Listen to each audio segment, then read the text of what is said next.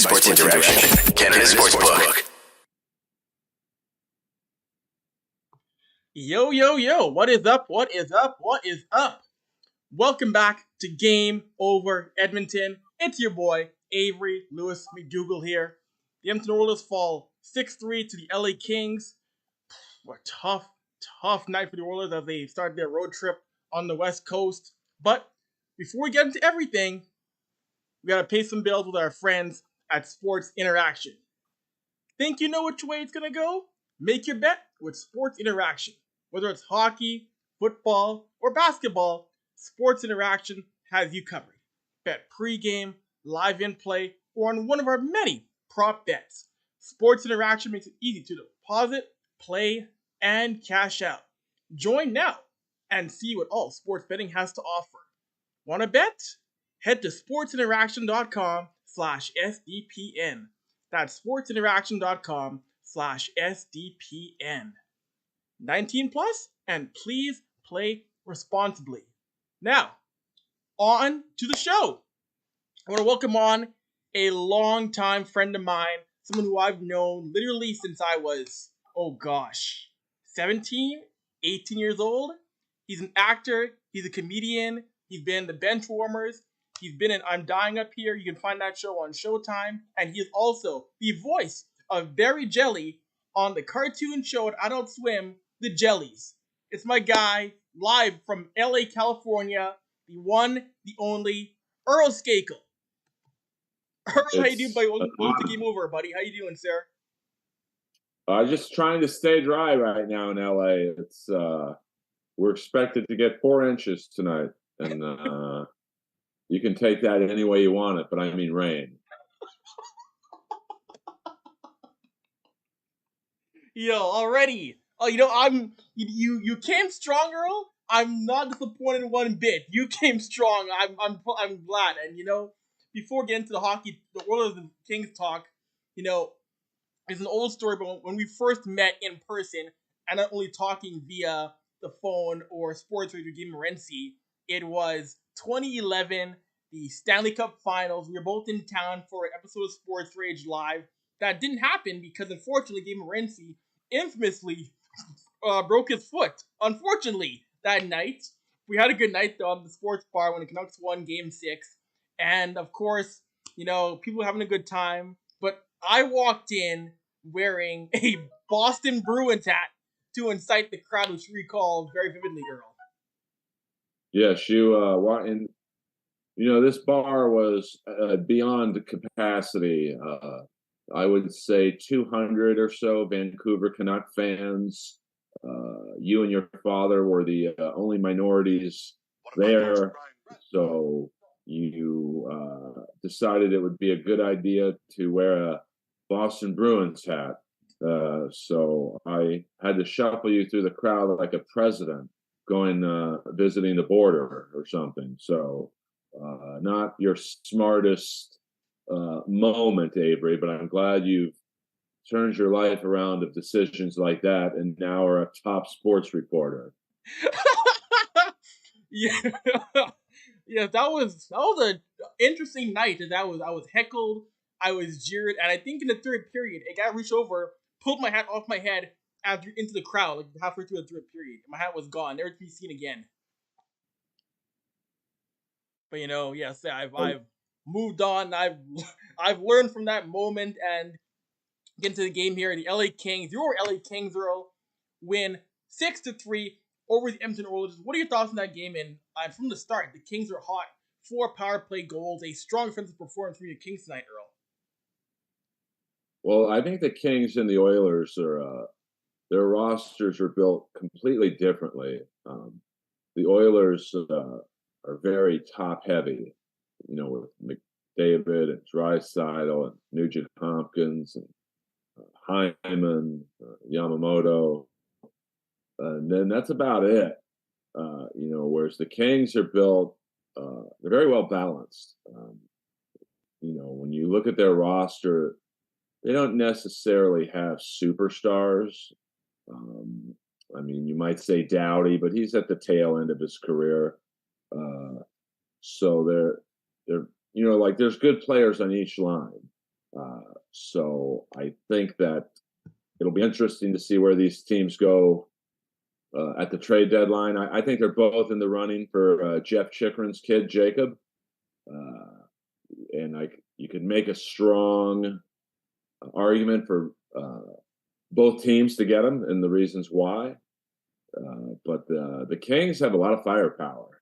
They don't strike you as that kind of a team because they're not super flashy, but with Kempe and Fiala and Velarde, those are three pretty good goal scorers on each line. So it's an exciting time for the King fans.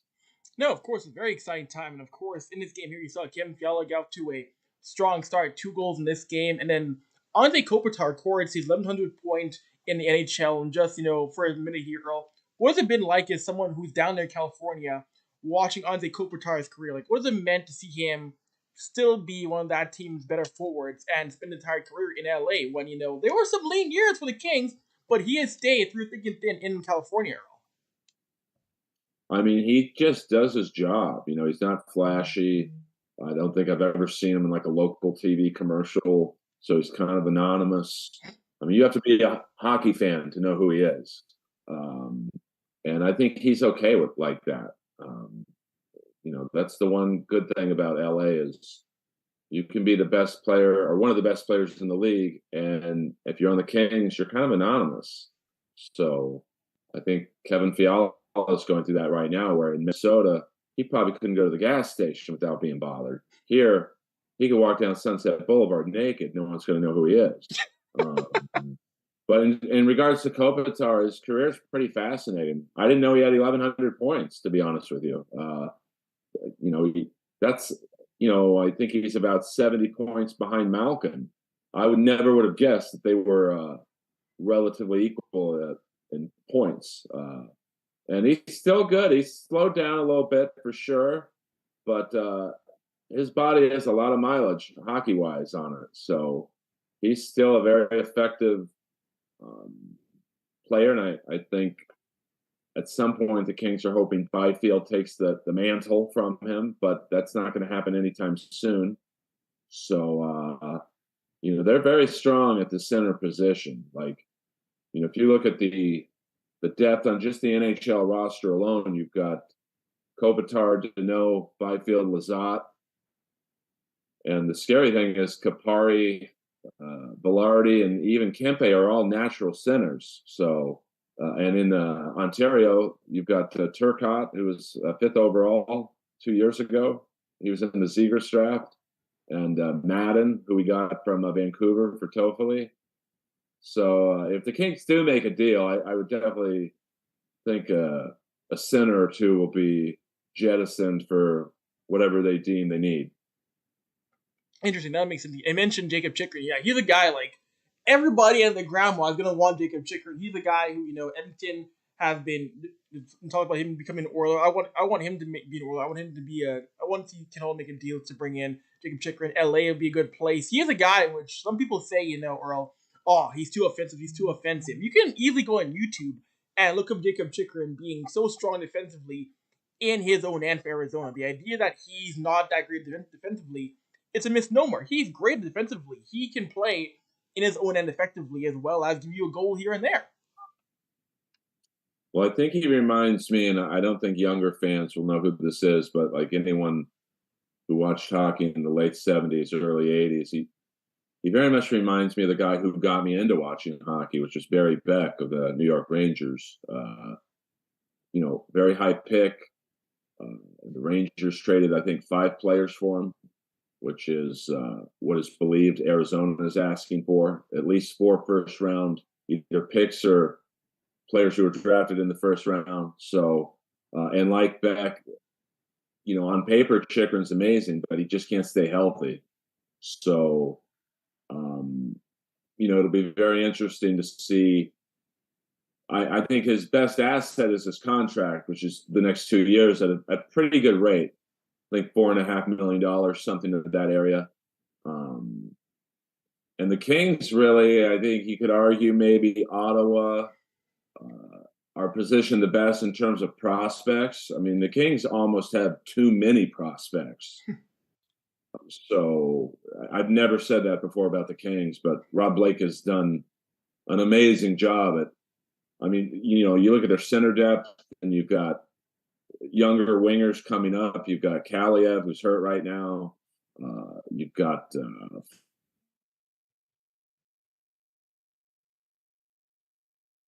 Uh-oh. I think Earl froze on me.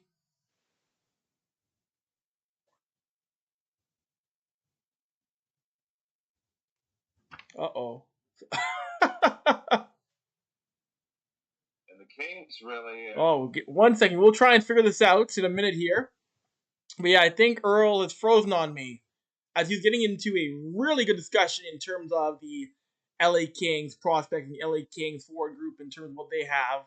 And we'll give it a second here. I will try and message Earl and tell him he's frozen, but either Earl is continuing right now in the middle of a great talk, or he's roasting me. I don't know what, but we will try and sort this out in a second here. Uh-oh.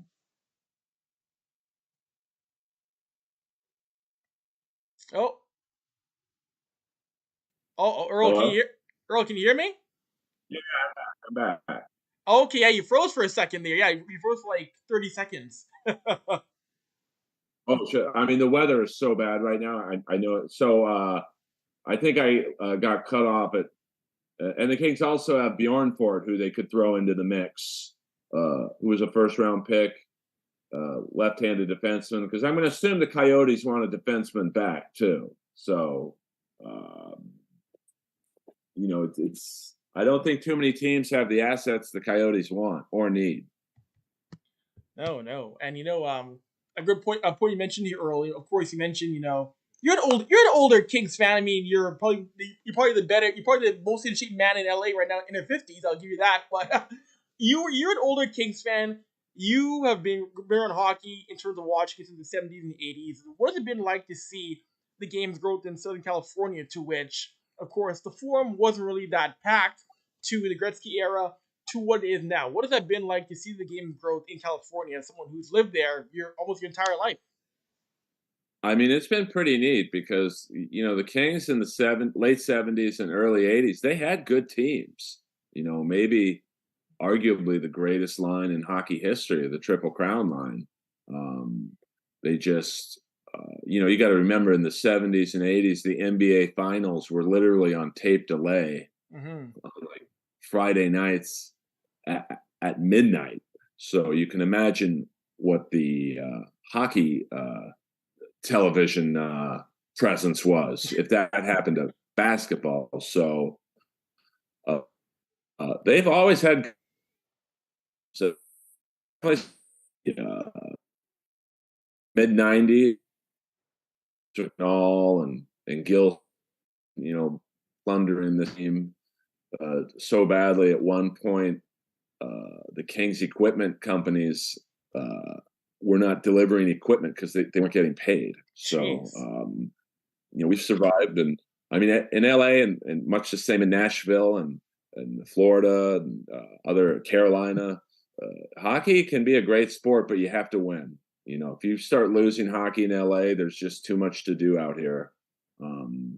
And same, Carolina, you've got college sports and NASCAR, and Florida, you've got, the beach and college football. So that's, I mean, as long as you win, I think, LA is a great hockey market. And they're set to win for a very long time. I mean, when Kopitar retires, Byfield hopefully will step in. When Doughty goes, we've got Brant Clark to step in. So it's an exciting time to be a King fan because the future is very bright for us. No, of course it really is, and we saw what this team can do last year in the playoffs. Even though they lost in the first round, Edmonton in 7 games, that was a very exciting series. And again, now they're top 3 in that division with Vegas, with Seattle. Some people thought they would have taken a step back this year, but they're still among one of the better teams in the Pacific Division. And they may not catch Vegas, but they're playing in a way in which they might certainly lock up a top 3 position in that division, Earl. Well, they have great depth. Really, I mentioned the forward depth, but defensively, and he's not going to play for them this year because he's at the 9-game limit. But Brant Clark was equated himself very well in the World Junior. He didn't look out of place in the NHL. I think he had in 9 games and did not look overmatched. And with the we have some goals. I mean, I guess if you had to pick a weak area of the organization in terms of depth, it might be goaltending. Because Quick at some point, will retire or move on to another team. And but Copley's come on, amazing. And Peterson, he's not dead yet. He just hit a rough patch, and but he's you ask any NHL scout about Peterson's abilities, all speak very highly of him. So and they have several other. I think Jacob Ingham is a goaltending prospect to watch out for. So it's I've never seen the team have this much depth at almost every position, except left-handed defensemen they're a little thin on out after Bjornfort and Edler, who Edler, great story, but he's probably not going to play past this year. So who knows? No, that's true. That's true. And go back to tonight for a second here. One of the big things I mentioned on the top was the LA Kings. Their power play was amazing, and again, it badly exposed how Edmonton's penalty kill is atrocious. But just what your thoughts on the special teams for the Kings stepping up in a big way and exploiting once again Edmonton's power penalty kill, which just can't get out of its own way, Earl. Well, I mean, the Kings, they have a lot of weapons, and it's, and we haven't even brought up Arvidsson. Like he's Arvidsson's like just one of those players. He doesn't really stand out, but he just does his job. I follow very much the same way. Like he's not flashy, but he had a nice goal tonight, and he's one of the great puck. You should call him puck hogs in the NHL, where he's always around the puck. And then, Doughty still is very good on the power play, and Dursey doesn't get enough credit. He's got like 25 points so far this year, and with Kempe and Fiala out there at the same time, and it's pretty dangerous power play. And with Kaliev, he'll be back soon. I mean, Kaliev has a top 5 shot in the league. So I mean, he still leads the Kings in power play goals, I think. And Steve Moore is out, so they just have they have so much depth that Carl Grunstrom can't break the lineup, and he's good. So that's a good problem to have. No, it really is, Earl. And Earl, I want to get to comedy for a second. You are by far one of my funniest friends in the sports world, and you've crossed over into sports so much. You've done the roast of Shane Doan, Roger Rock, the Ric Flair roast. What has it been like? What has it been to you to be called upon to roast these figures in the sports world who are some heavy hitters, man? It's not even work; it's fun, and that's the dream, I think, of everyone. Like you doing sports reporting, me getting to roast Ric Flair, and I mean that was like the dream gig. That whole weekend was you're meeting, all your childhood heroes, and from Lex Luger to Magnum TA to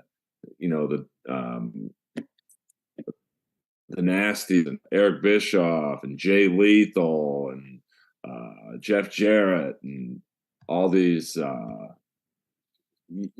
they're larger than life guys. And Vicky Guerrero was amazing, and so it's to get to sit there and talk about Vicky Guerrero. I won't say what I said about her because I know it's a family show, but and to have her like hug you after, and Bully Ray, I was a big ECW guy, so it was just, and Shane Doan, it was the same thing. I'm getting to sit there and give Tyson Nash some guff, and Shane Doan and George LaRock and Ray, who was it? Whitney, Ray Whitney. He was awesome to talk to. Darcy Hordichuk was there, so it was not work at all. It's fun. No, that's amazing. I watch those specials, and what you said about Doan and Ric Flair Guerrero, I'll post a link on my own Twitter page because what you said was by far not appropriate for the Steve Dangle Podcast Network. It's stuff you'll say on my show. It's stuff you said on Avery's Sports Show on the Brian Avery Hour. But I might get yanked off the air if we repeat these jokes on Game Over Edmonton. Yeah, I mean, I'm sure some of your fans will look up my humor on YouTube or whatever. If you want a little bit more, well, I wouldn't say look up Roast Battle either. Those jokes were pretty wacky too. But oh boy, I'm in the vein of Anthony Jeselnik, Greg Giraldo. It's roast type humor. So if you like that, great. If you like Dane Cook, you probably won't like me. And that's not a knock on Dane. Some people like the, I don't know, ass in the air act outs he does, or high energy comics like that. I'm very dry and sarcastic, deadpan. So it's like music. Some people like Metallica, some people hate Metallica. That is true. That is true. Although I will say as much. I'll say as much for your comedy, Earl. You are the only 52-year-old comic who, on a drop of a hat, will gladly take off his shirt and jacket and flex his muscles like you've done at the Comedy Store at least 5 dozen times. You are known for that. Yeah, I was doing that stuff long before Bert Kreischer, but I have a great body, and I'm 54. I wish I was 52. So there's not many 54-year-olds who look like I do. But I'm not a great comic. I'm a great performer. There's a big difference. So I have to do all the bells and whistles. I'm like Kiss. I got to have the fire bombs and the lasers and the spitting the blood to cover up for how bad my music is. Wow, if Kiss is listening to this show's not for you. So sorry about that, Gene. I'm a Kiss fan, but I mean, I'm just saying, like, they've had a 50-year career, and even they would probably say they're not the greatest musicians. And I'm saying I'm not the greatest comic, but you will leave any show I'm on, and you will remember me all over all the other comics. That's true. That's a very good point from knowing you for well over a decade. That's very, very true from days of watching you on Periscope on a 480p quality phone. Oh my gosh! And of course, well, that's the whole point. I'm wearing the skin tight leather pants. I got the custom made jackets, the skin tight 80 shirts. That's about a size, or at least a size too small. You're going to remember that. And that's the whole point. Hopefully you like the jokes, but at least you'll remember me.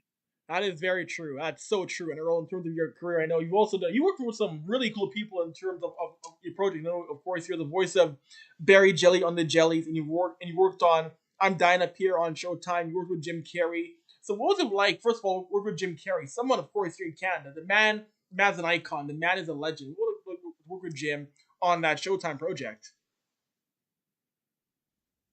He was great. I mean, Jim Carrey is an icon to any comic, and he was the reason the show got on the air, and probably the reason the show got a second season. Because unfortunately, the first season, the ratings weren't amazing, but I think because Jim Carrey stood behind it, the Showtime was gracious enough to give us a second season. And, he's one of the great comedy minds of all. And, the show was awesome. A lot of people would tell me the show wasn't that funny, but it wasn't really meant to be funny. It wasn't a song. It was more, so the world of stand-up is a very sad world, actually. So,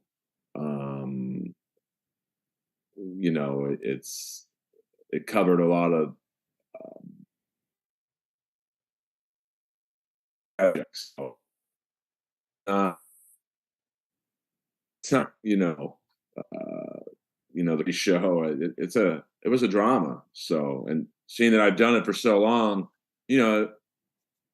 I've lost a lot of my comedy friends, so I enjoyed working on it because I thought it was really accurate.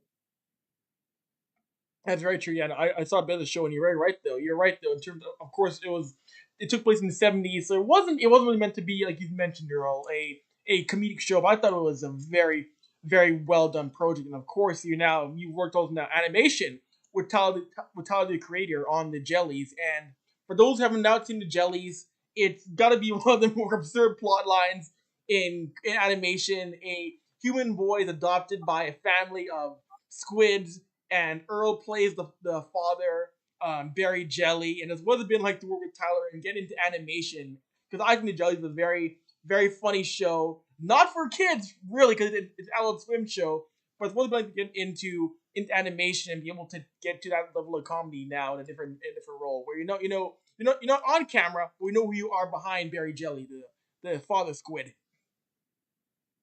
I mean, it was awesome. I mean, he's said man, but he's so young. He's just a little older than you, I think. So Yes.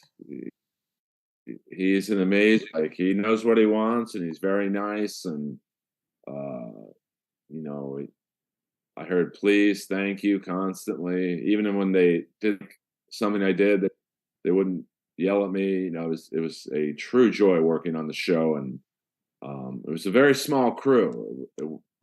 It's Tyler, his only writing partner, Lionel, his best friend, and to work with Phil Lamar, who played my son in the show. He's the Wayne Gretzky of voiceover artists. Like, he's any cartoon you've watched, any animated movie you've watched, he's been in it. So the fact that I got to work with him was like amazing. And Carl Jones from the Boondocks. I mean, it was he was the main producer. It was like an all-star lineup of people, and just it was we never got canceled. I get asked about that show a lot. It's just Tyler moved on, so it's probably not coming back. But Tyler's so wacky, he probably would bring it back just to mess with people. Yeah, knowing Tyler the Creator and just what he does in terms of TV shows, music, wouldn't shock me if he reaches out to you and says, "Hey, let's bring back the Jellies for another season." I would love that. I enjoyed the show so much. Of course, we'll have things up here before I let you go. I'll let you plug your podcast to Inappropriate Earl. That's a show that's been on Spotify and Apple Podcasts for quite some time. You've done over 300 shows, I believe. You interviewed other comedians, actors, athletes. It's a great podcast. I think you did a really good job with that Inappropriate Earl podcast, Earl. Oh, thank you. I mean, I've enjoyed it, and I'm lucky enough to get people to come to my house for the in-person interviews. But of course, during the pandemic, we only did Zooms like this, and I had a WWE referee, Marty Elias, on last week, who he repped the Undertaker and Shawn Michaels' very famous WrestleMania match. And I've had David Arquette on, and Stephen Pearcy, the singer from the band Rat, many 80s metal stars, and I had a lot of pro wrestlers on, actors, comics, and I'm also doing another podcast right now, the Comedy Store Wrestling. Listen to both, because it's it's very I'm trying to we're trying to get the big guests out there, and we've gotten some pretty good guests on the Comedy Store Wrestling podcast, and we're doing a show this Wednesday at the Comedy Store. AEW is out here, and basically an AEW comedy show, so that should be fun. Dolph Ziggler's coming in because his brother, the Hollywood Hunk, is on the show, Ryan Nemeth. So I mean, I love Inappropriate Earl. That's my baby. And the Comedy Store Wrestling podcast is my new baby. I'm like Usher. I just keep having babies. So I gotta ask you before I let you go, who's that one guest on either podcast you haven't got on yet, or you want to get on? Like, who's the dream guest for either Inappropriate Earl or the Comedy Store Wrestling podcast? Who's like that one guest? Like, if I could get this person on, my life would be made as a podcaster. Who's that one guest you're dying to get on some way, somehow? I would say for inappropriate Earl, I would love to. I mean, there's so many. Probably Stallone on inappropriate Earl, because I'm such a fan of his that I wouldn't even ask him one question about Rocky or Rambo. There's so many good that really brings up to him, like the soccer movie with, unfortunately, the recently, and it's a great 1980 movie. He also has a really good movie called Nighthawks, which was about terrorism, where he's chasing the terrorist Rutger Hauer, another deceased comrade of the Hollywood community. Over the Top, of course, is one of my great guilty pleasure movies. Cobra, as you know, is one of my favorite action movies. So him or Schwarzenegger would be great. And for the wrestling podcast, I love MJF. He's the main bad guy in AEW. And Kenny Omega. Those would be my... And, well, I mean, I've already met Ric Flair, but like if Ric Flair, was in Los Angeles, Sid Vicious, I think would be a great interview. Nikita Koloff is another one. I would love, just bought his now. Because it's just funny to me that Nikita Koloff was so in character as the Russian evil bad guy, but he was actually from Minnesota. Oh, that's keeping kayfabe. That is being dedicated to kayfabe like no other wrestler. Well, there's a really funny clip of him if you look up Nikita Koloff Magnum TA signing, and it's when how sometimes in wrestling they have that vignette where they bring the wrestlers in to sign the contract to fight. Yes. And if you watch it, you've got Magnum TA with his real life mother, and his mother. Magnum TA didn't tell his mom that wrestling's fake. So you could see her with this petrified look on her face the whole time because, Nikita Koloff at that time was, I don't know, 6'5", 280 pounds. He auditioned for Ivan Drago for Rocky IV. Oh, wow, I didn't know that. He was deemed too big. So at the end of the autograph signing, Nikita Koloff attacks Magnum TA, and you could kind of see Magnum TA's mom start crying, and she didn't know it was fake. So, it's a really funny clip because she looks petrified, and as a fan, and we all know it's predetermined. I don't like saying fake, but it's not. Some parts of it aren't real, let's say. It's acting. And she had no clue that he's from Minnesota. So it's a really funny clip. And, of course, I want to interview Sid Vicious about what it was like when he first joined the Four Horsemen and they had on RoboCop. Yeah, that was RoboCop being involved, in WCW back now. Really hard to do. I mean, a lot of people don't think he was good in the Four Horsemen, but it's like, look at the first feud you gave him, a fictional robot. It's like, True. That's a very valid point, Earl. That's a very valid point. Anyways, we'll wrap things up here on Game Over Edmonton. I want to thank you for coming on the podcast, talking with me about, comedy, acting, hockey, wrestling. I enjoyed having you on the show. We got to do it again sometime, buddy. Yes, I would love to do. You're the best, Avery. I'm a big fan of yours. I'm proud of you for the career you're carving out. And anytime you want me on, just let me know. Of course, Earl. Anyways, we'll wrap things up here on the SDPN. Remember, gang, if you like the content, subscribe to the channel, and share. Anyways, for Earl, I'm Avery, and we are gone. Talk to you guys next time. Later.